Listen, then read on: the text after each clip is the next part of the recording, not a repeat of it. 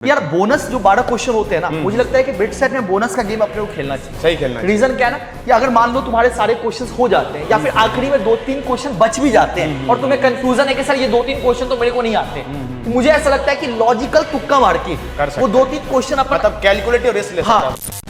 अंकुर sir, JEE mains का paper हो गया और बच्चों का लास्ट होप बचा हुआ बिट सेट, और मुझे लगता है बिट सेट बहुत सारे आईआईटीज और एनआईटी से ऊपर होता है, बहुत बढ़िया है और प्लेसमेंट बहुत अच्छा होता है। तो यार बिट सेट में क्या करना चाहिए जो अपन ने जेईई मेंस में किया है, क्या नहीं करना चाहिए, ये सारा डिफरेंस आप एक बार बच्चों को क्लियर कर दो, फिर अपन आगे बात करते हैं। तो जैसे कि बच्चों आप लोग जेईई मेंस का एग्जाम दे चुके हैं और आपके दिमाग में सबसे बड़ा डाउट यही रहता होगा कि सर जेईई मेंस की प्रिपरेशन के लिए और बिट सेट की प्रिपरेशन में क्या डिफरेंसेस हैं, मतलब बिट सेट के लिए मुझे एक्स्ट्रा क्या करना पड़ेगा, किन बातों का ध्यान रखना पड़ेगा।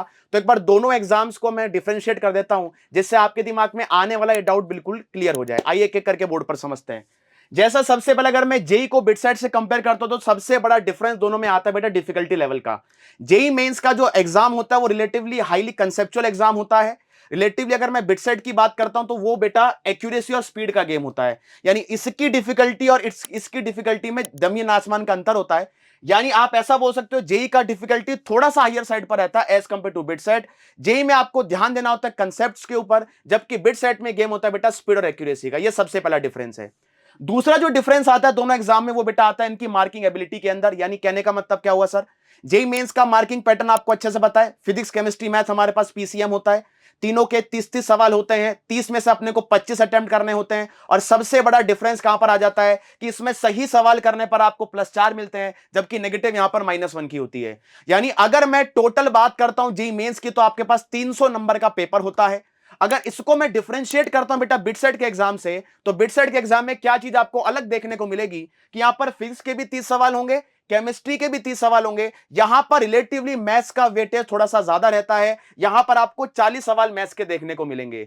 अच्छा, बिट सेट के लिए अलग से आपको किन बातों पर ध्यान देना पड़ेगा, वो होगा बेटा इंग्लिश और आपकी लॉजिकल रीजनिंग, जिसके लिए अपन एक सॉल्यूशन लेकर आए, वो आपको डिटेल में पता लग जाएगा। 10 सवाल बेटा इंग्लिश के आते हैं इसके अंदर और 20 सवाल आपके पास आते हैं लॉजिकल रीजनिंग के, जो बिल्कुल ही हलवा सवाल होते हैं, इसमें ज्यादा दिमाग अपने को नहीं लगाना पड़ता। यानी कुल मिलाकर अगर मैं बोलूं कि टोटल जो आपका बिट्स का पेपर होता है वो 390 नंबर का होता है, जबकि जेईई मेंस का पेपर 300 नंबर का होता है। ये सेकंड डिफरेंस है। और तीसरा डिफरेंस जैसे मैंने कहा इनकी मार्किंग स्कीम में आता है। यहां सही सवाल करने पर आपको +4 मिलेंगे, जबकि यहां सही सवाल करने पर आपको +3 मिलेंगे। दोनों में नेगेटिव बेटा -1 की होगी। एडिशनल बात जो आपको बिट्स में ध्यान रखनी है वो है यहां पर 12 बोनस क्वेश्चंस। यानी इन सभी सवाल को करने के बाद अगर आपके पास समय बच जाता है तो आपको 12 बोनस सवाल भी मिलेंगे जिनको आप अटेम्प्ट कर सकते हो। तो ये दोनों में की डिफरेंसेस रहते हैं। अब शांतनु सर, बच्चों के दिमाग में ये डाउट तो आ गया कि चलो सर बिट्स और जेईई जो है उसकी क्लैरिटी तो उनको मिल गई। बिल्कुल। अब जेईई में और बिट सेट के अंदर, बिट सेट में इनको क्या चीज करनी पड़ेगी जिससे कि 390 नंबर में से कम ये 320-330 तो ले आए और बिट्स गोवा को टारगेट कर पाए या बिट्स पिलानी को टारगेट कर पाए सर। गोवा नहीं, हाँ, बिट्स पिलानी को टारगेट कर पाए। सबसे इंपॉर्टेंट होता है स्टडी मटेरियल की, बेटा कहां से मिलेगा सर, अभी क्या पढ़ना चाहिए। बेटा आपको सिंपल सा मैं बताऊंगा, सबसे इंपॉर्टेंट लॉजिकल रीजनिंग और अपना इंग्लिश का जो स्टडी मटेरियल होता है वो अपने पास नहीं होता है। उसके लिए अपन ने एक सॉल्यूशन निकाला है। आपको टेलीग्राम पे हमारे पास स्टडी मटेरियल अवेलेबल है। टेलीग्राम पे मैं आपको लॉजिकल रीजनिंग और इंग्लिश के क्वेश्चन शेयर कर दूंगा। उसके लिए आपको डिस्क्रिप्शन में लिंक मिल जाएगा, ज्वाइन कर लेना। लास्ट मोमेंट पे अगर आप इनके क्वेश्चंस कर लेते हो ना तो भी बिट सेट में बन जाएगा। आपको पूरे साल इनको नहीं करना होता, लॉजिकल रीजनिंग और इंग्लिश को पूरे साल नहीं करना होता, आखिरी के 10 दिन कर लो काफी है। और 30 क्वेश्चन है, लॉजिकल रीजनिंग और इंग्लिश मिलाकर 30 क्वेश्चन है। अगर अपन ने 20 भी सही कर लिए ना तो भी अपने 60 नंबर बन जाते हैं। तो ये लास्ट मोमेंट पे ही करना होता है, ठीक है। इसका डिस्क्रिप्शन में आपको लिंक मिल जाएगा टेलीग्राम का। दूसरा होता है कि सर दूसरा स्टडी मटेरियल क्या है, बेटा अपने जेईई मेंस या एआई ट्रिपल ई के जो इजी लेवल के क्वेश्चन होते हैं वो आपको करने चाहिए। जो लेंदी वाले होते हो उनको छोड़ दो। उसके अलावा ईगो पे मत लेना, नीट की आप पीवाईक्यूज कर सकते हो, क्योंकि नीट का जो लेवल होता है बेटा वो एग्जैक्टली बिट सेट के लेवल के बराबर होता है। और उसके अलावा एनसीईआरटी खास करके केमिस्ट्री में आपको पढ़नी चाहिए। अब सर पूरी बुक तो नहीं पढ़ सकते, फिर क्या करें बेटा, नीट का एग्जाम जब बच्चे देते हैं ना उनके लिए एनसीईआरटी लाइन बाय लाइन से बहुत सारे क्वेश्चन ऑब्जेक्टिव बुक्स आते हैं। आप उस बुक को प्रैक्टिस कर सकते हो फिजिक्स और केमिस्ट्री में, ठीक है, मार्केट में मिल जाएगा। तो ये बहुत बहुत सिंपल है। अभी के टाइम पे अपन बहुत ज्यादा कर भी नहीं सकते, है ना, बहुत ज्यादा नहीं कर, जितना हो सकता उतना करो।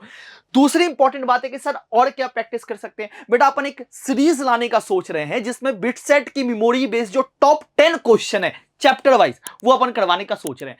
आप बताना कि अगर आपको इसकी रिक्वायरमेंट है तो आप YouTube पे कमेंट कर दो कि हाँ सर इस टॉप 10 क्वेश्चन की रिक्वायरमेंट है। तो हम ऐसा प्लान कर रहे हैं कि फिजिक्स केमिस्ट्री मैथ में ऐसे 10 क्वेश्चन जो सबसे ज्यादा बिट सेट में पूछे गए हैं चैप्टर वाइज, उसका एक सीरीज लाने का आपको कमेंट करना पड़ेगा।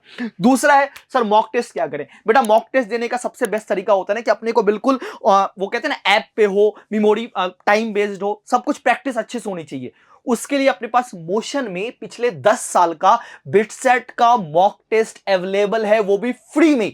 तो आपको क्या करना है, डिस्क्रिप्शन से मोशन लर्निंग ऐप डाउनलोड करना है और वो 10 पेपर जो बिटसेट के पिछले 10 साल के हैं उनको आपको ट्राई करना है, ठीक है। उससे आपको आइडिया लग जाएगा कि भाई आपके मार्क्स कितने बन रहे हैं, ठीक है।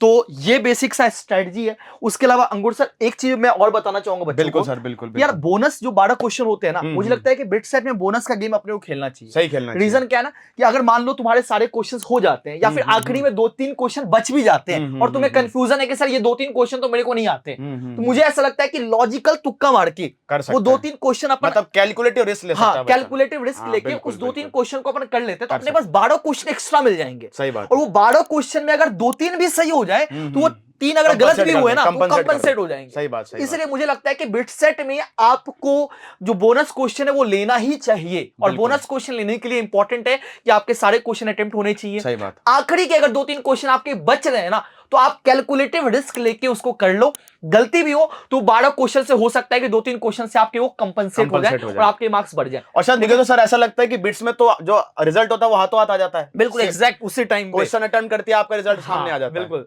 तो ये बहुत इंपॉर्टेंट है, आपको बिट्स में 320 नंबर एटलीस्ट टारगेट कर 300 से ऊपर टारगेट करना चाहिए। देखो बेटा जैसे सर ने भी बोला कि अपने पास अभी इतना ज्यादा समय नहीं बचा कि बहुत सारी चीजें नहीं कर सकते हैं, तो क्यों ना कम चीजों पर टारगेट करें और उनको बार बार रिपीट करते हुए चले। तो इन चीजों पर अभी के लिए आपको ध्यान देना है। अच्छा जैसे सर ने आपको बोला कि हम लोग एक सीरीज लाने का सोच रहे हैं, अगर आप इंटरेस्टेड हैं, अगर आप चाहते हैं कि टॉप 10 सवाल हम लोग हर टॉपिक वाइज लेकर आए आपके लिए, ऑथेंटिक सवाल हो, बहुत अच्छे सवाल हो जिनमें कंसेप्ट भी आपका साथ साथ रिवाइज हो जाए, तो बेटा सभी बच्चों को नीचे कमेंट सेक्शन में जरूर से बताना है। पूरी टीम इसके लिए काम करेगी, आपके लिए लास्ट मोमेंट पर हम लोग लगे रहेंगे, बस आप लोगों का सपोर्ट चाहिए होगा।